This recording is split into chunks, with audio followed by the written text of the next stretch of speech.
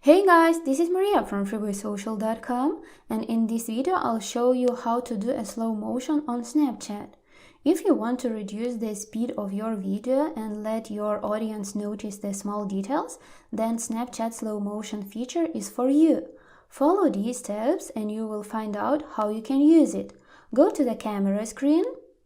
Press on the button in order to record a video or tap the gallery icon and upload the one from your camera roll, as I'm doing now.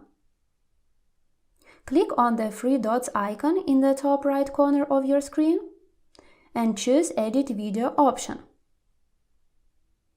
Swipe left several times until you see the snail appearing on your screen. This is Snapchat slow motion effect. That's it. I hope this guide was helpful and you were able to do a slow motion on Snapchat. Don't forget to like this video and visit us at freewaysocial.com.